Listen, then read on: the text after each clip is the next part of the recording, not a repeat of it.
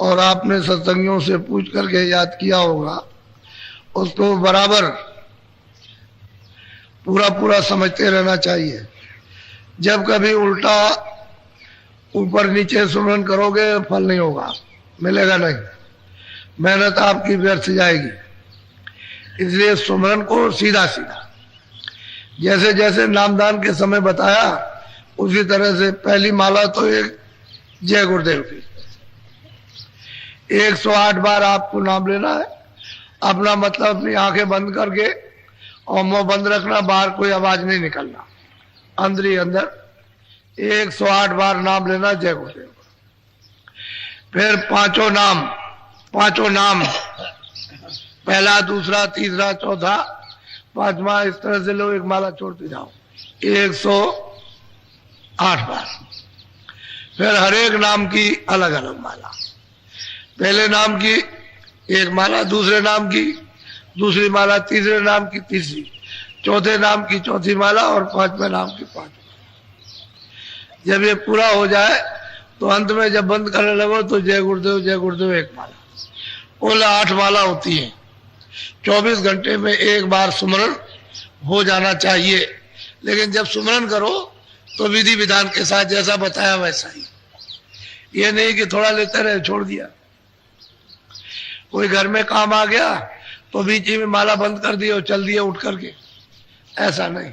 सुमरन पूरा कर लो। क्या देर लगती, 10 मिनट तो लगेंगे, तो सुमरन पूरा नहीं होता, खंडित कर देते हो। ऐसे ही जब आदत बन जाती है तो हमेशा खंडित होता रहता है, और फिर उसका जब फल नहीं प्राप्त होता तो आप कहते हो साधन नहीं बनता, भजन नहीं बनता, ध्यान नहीं होता है। तो होगा कैसे? जब आप विधि विधान से नहीं करोगे तो नहीं होगा। इसलिए सुमरन को अच्छी तरह से समझ लेना चाहिए। फिर भजन करने की विधि बराबर समझते रहो कि भाई हम किस तरह से बैठे, लेट के भी कर सकते हैं तो बैठ के कैसे करेंगे, किस तरह से करेंगे, तो वो सब लोग आपको बता देंगे। तो हर तरह की जिसमें सुगमता हो, सुविधा मिले, उसी आसन से बैठ के भजन कर लो। ध्यान के लिए बराबर पूछते रहो। जब तक आपका ध्यान न बने, हम गलती तो नहीं कर रहे ध्यान करने में, कैसे ध्यान करना चाहिए तो वो बताते रहेंगे लोग, जो आसपास में पुराने होंगे बताएंगे, उसी अनुसार से आप करते रहो।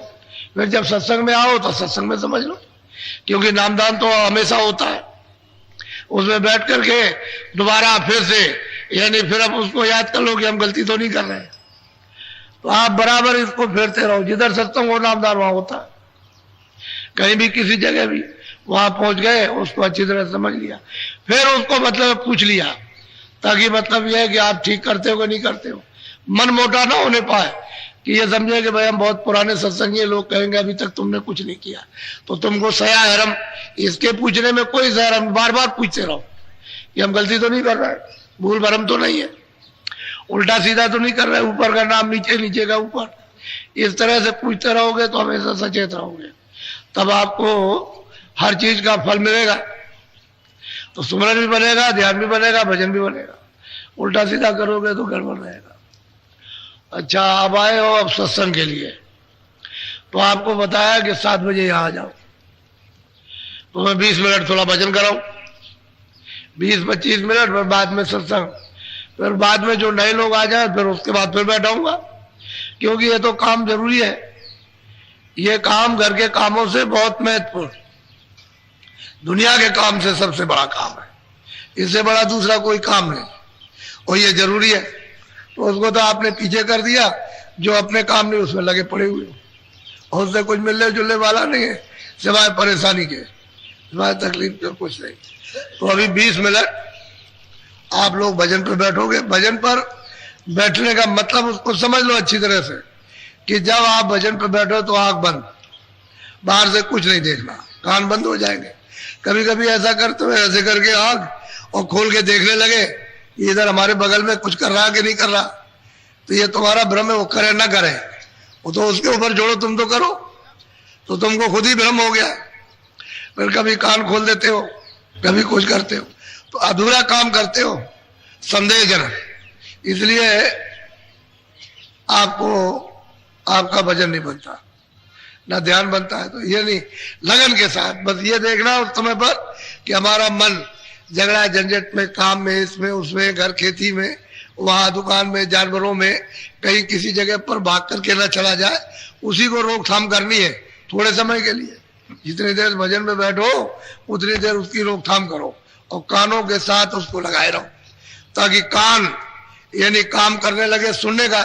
जब मन बुद्धि चित्त जब नहीं लगेगा तो पर्दा तो इन्होंने इकट्ठा किया है, ये पर्दे के साथ रहेंगे तो पर्दा छटेगा, कटेगा, साफ होगा, उतरेगा, और जब ये भाग जाएंगे तो पर्दा जो कहते हैं वैसे ही रहेगा और कान कुछ नहीं कर सकते। कान तो मतलब उन्होंने काम करना छोड़ दिया, लेकिन इनकी मदद से, क्योंकि पर्दा इनका जमा किया हुआ है, तो मदद करेंगे तो पर्दा साफ होगा तो कान सुनने का काम करने लगेंगे, नहीं तो कान जैसे के तैसे बंद। तो उस जीवात्मा में, सूरत में तो स्वयं कान है, उसमें कान बनाने की जरूरत नहीं है। जैसे बाहर का कान खराब हो जाता है, ऐसा ही उसका कान खराब हो गया। क्यों? कि इसमें भी पर्दा आ गया तो कान खराब, और उस पर भी पर्दा आ गया तो उसका भी कान खराब। वो चेतन कान है, ये जड़ है, बस इतना ही अंतर है। वो चेतन है, वे जड़ है। तो चेतन चेतन की आवाज सुनेगा, जड़ जड़ की आवाज। ये जड़ उसकी आवाज नहीं सुन सकते, चेतन चेतन की आवाज सुनेगा। तो उस समय पर निगरानी रखना कि मन बुद्धि चित्त इधर उधर ना भगे। 1 मिनट 2 मिनट आपका लग जाए, उतने में काम बनता है। धीरे धीरे जब लगने लगेगा तो रस आने लगेगा। अब वो रस तो अंदर है ही, वो तो रस का आग हुआ है, तालाब है, नदी है, समुद्र है, लेकिन अब वो बैठे तो दरवाजे पर, तभी तो रस मिलेगा। दरवाजे पर नहीं बैठेगा, भाग जाएगा। तो दरवाजा जब छूट जाएगा तो उधर तो कुछ मिलने वाला नहीं। तो 20 मिनट बैठाऊंगा भजन पर।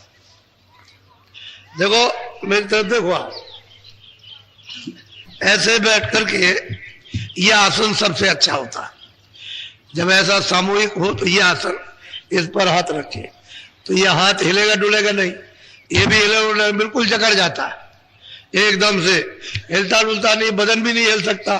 ये ऐसी बैठक है कि बदन भी, घर में बैठो तो दीवार का सहारा ले सकते हो।